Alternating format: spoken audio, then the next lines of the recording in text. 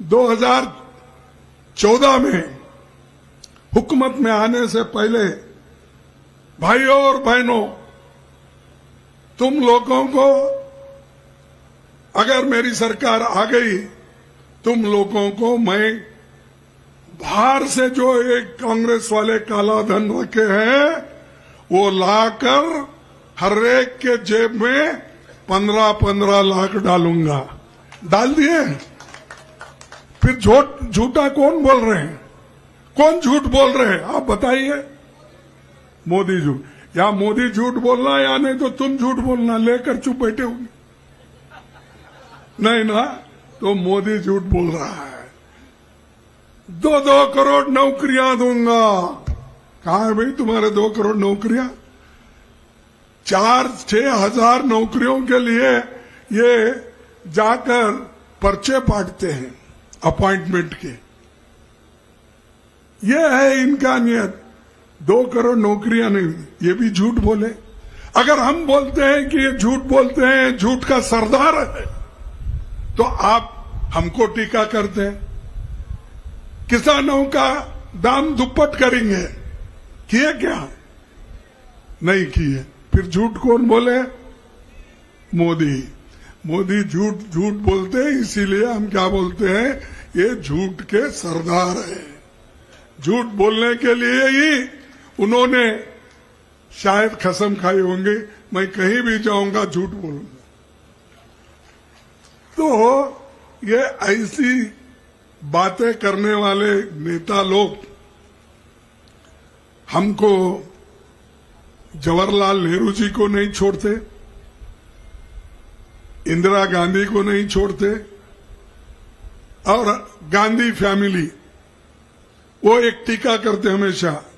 अरे ना Sonia Gandhi prime minister बनी, ना सोनिया गांधी किसी इसकी चेयरमैन भी नहीं थी, और सोनिया गांधी जी ने कभी कौन सा पद, मंत्री पद, प्राइम मिनिस्टर से जो उनको मिली थी वो भी उन्होंने ठुकराया।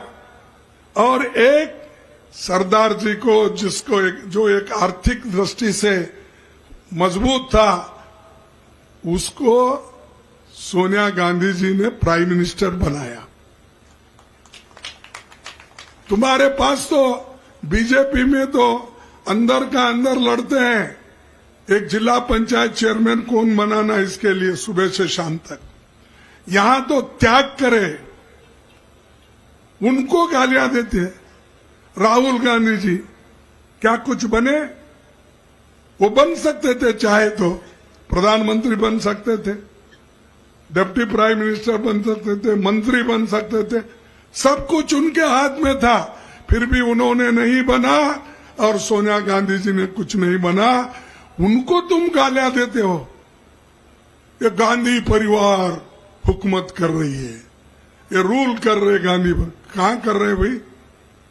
तुम तो इतने मजे में हो, आपके पीछे तो 10-10 हेलीकॉप्टर फिरते हैं और 100 गाड़ियां फिरते हैं, और जो गाड़ियां पहले के थे वो पुराने हो गए बोल के नए गाड़ी की आप लाइन लगाते हो। पहले तो बोलते थे आप, मैं एक बैकवर्ड का हूं। क्या जी? यादव सुनो इधर, क्या तो वो कहते थे मैं बैकवर्ड हूं, मैं चाय बना के लोगों को देता था, कब सा दर्द होता था, ये बोल के वो हमेशा लोगों को अपनी गरीबी का एहसास कराते थे। मैं भी वही बोला उनको, अरे भाई आप तो गरीब है बोल रहे हैं, एक कैंटीन चलाने वाले थे, एक आपकी कैंटीन की दुकान रेलवे में गुत्ते में थे स्टेशन पे, आप गरीब हूं, मैं बैकवर्ड हूं बोल रहे। अगर भूपेश बघेल क्या फॉरवर्ड है क्या? वो भी बैकवर्ड है नहीं? क्या वो कोई अपर कास्ट वाला नहीं है? वो भी। फिर उसके पीछे क्यों लगे हैं आप? तुम्हारे पीछे अगर कुछ हम बात भी कहते हैं तो तुम हमेशा ये कहते हो मैं एक गरीब खानदान से आया हूं, कोई सहन नहीं कर रहा क्योंकि बड़े बड़े लोग इस पद पे बैठे थे, तो वही इशारा उन्होंने गांधी नेहरू फैमिली पे। अब अगर आप बैकवर्ड है, आपको इसलिए बिठाना, तो भूपेश बघेल को भी उसी वास्ते बिठाना चाहिए, क्योंकि हमारे गवर्नमेंट में 4 चीफ मिनिस्टर है, उसमें से तो 3 चीफ मिनिस्टर बैकवर्ड है, भूपेश बघेल, उसके बाद कर्नाटक में बैकवर्ड क्लास का चीफ मिनिस्टर, उसके बाद हमारे राजस्थान। हमारे पास बैकवर्ड है। तुम बैकवर्ड के नाम रोते रहते हो हमेशा। तो भाइयों, ये जो हम लोगों के लिए कुछ काम किए हैं, हम ऐसा नहीं वोट मांग रहे या कुछ किए बिना नहीं मांग रहे। सेंट्रल में जब हम थे तब भी हम लोगों को नरेगा जैसा स्कीम लाए, तब भी हम खाने पीने के लिए व्यवस्था की, फूड सिक्योरिटी एक्ट लाके, तब भी हम बच्चों के पढ़ाई के लिए काम करें। हर चीज गरीबों के लिए सोचते हैं। जवाहरलाल नेहरू जी थे तो उस वक्त भी हमने भू सुधारणा कानून के लिए, बैंकों का राष्ट्रीयकरण इंदिरा गांधी जी ने किया। यह सब बड़े बड़े काम हमने किया और लोग ऊपर उठ रहे। आज जो दिख रहा है ये मोदी जी की वजह से नहीं है। तुम तो परसों पैदा होगा, फिर भी हमको पूछते हो 70 साल में किया गया। अरे 70 साल में जो स्कूल में तुम पढ़ के आए हो, जिस स्कूल में शाह ने पढ़ा है, वो सब कांग्रेस ने बनाया हुआ है। जो दवाखाने देखते हो, जो हॉस्पिटल्स देखते हो देहात में, बड़े इंजीनियरिंग कॉलेज देखते हो, जो बड़े बड़े मेडिकल कॉलेज देखते हो, ये किसकी देन है? कांग्रेस की। और हमको पूछ रहे हो तुम क्या? अरे तुम 9 साल में क्या किए बताओ? तुम फिरते ही रहते हो, लोग परेशान रहते हैं, कोविड में फिरते ही रहते हो। जब मणिपुर में झगड़ा चल रहा है फिर रहे, पार्लियामेंट में आके मुंह नहीं खोलते। अगर मुंह खोलते हैं तो ऐसे सभाओं में वोटिंग के लिए वो मुंह खोलते हैं।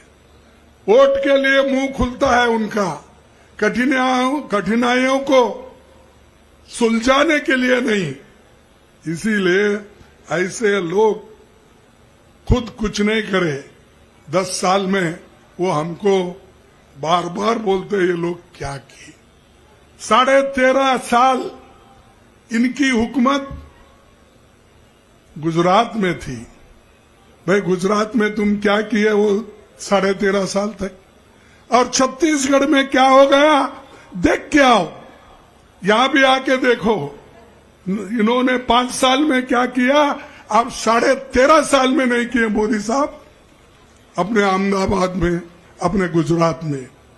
तो इसलिए मैं आपसे एक ही बात करूंगा कि आप उसके बहकाने में मत आओ। एक बैकवर्ड क्लास का आदमी, बैकवर्ड क्लास के लोगों का, दलितों का, किसानों का दर्द जानता है। जो आदमी लोगों का दर्द, अपना दर्द समझ के काम करता है, उसी को हमारा वोट देना चाहिए। और मोदी साहब तो हमेशा किसी से मिलते नहीं, कभी भी गए तो ऐसा हाथ फिराते घुमाते चलते। यहां तो तुम्हारे चाचा का काका, तुम्हारे काका तो सब में मिलते हैं, खुद कहते हैं, जाते जाते बच्चों से मिलते हैं, ये काका नजदीक वाले हैं, वो काका दूरदर्शन, दूर से दर्शन लेना, नजदीक से नहीं, दूरदर्शन में ही दिखते हैं वो। तो इसीलिए आप, जो आदमी आपका साथ है, आपकी आत्मा को छू के काम करता है, उसको वोट देना, उसके पार्टी को वोट देना।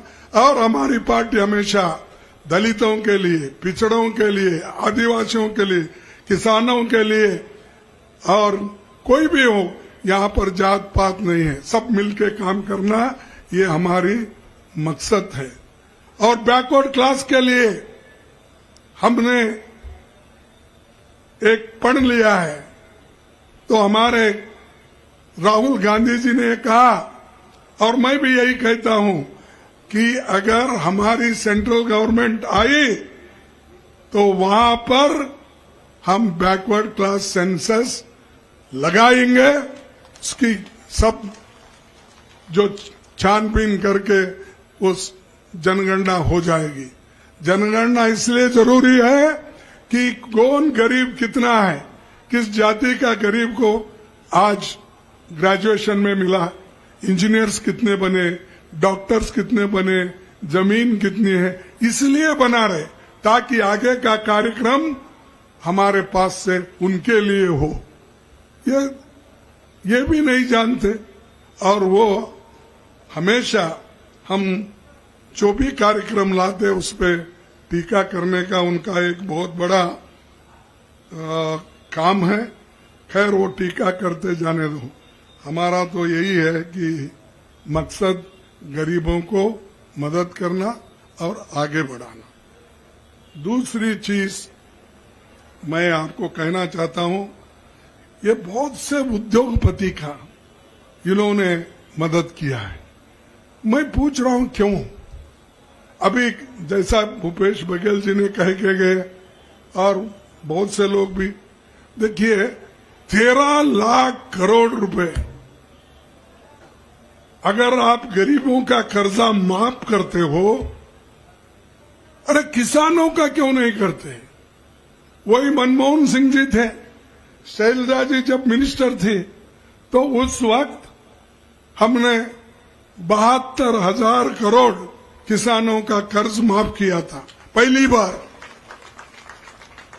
और यहां भी जो हमारी गवर्नमेंट आई स्टेट में, वहां भी कर्ज माफ कर दिया। और आज भी फिर वायदा किए, अब पिछले का तो कर्ज माफ हुआ, आगे अगर कुछ कर्ज है वो भी हम माफ करेंगे, ऐसा यहां पर हमारी पार्टी का वायदा है।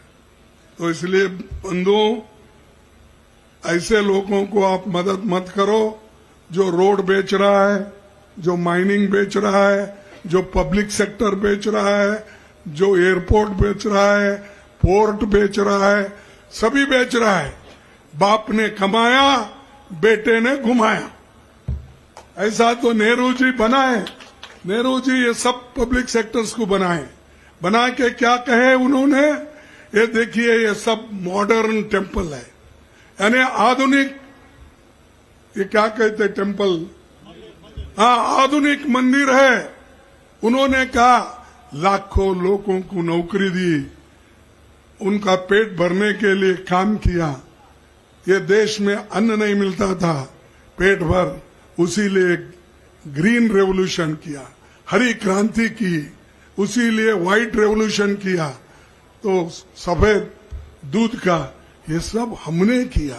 हमारा दूध पी के और हमारा ये जो खाना हमने भरपूर पैदावार करके जो गोडाउन में रखे, फुक्कट में आज 3 रुपए में दे रहे, 2 रुपए में दे रहे, 1 रुपए में दे रहे, ये दी।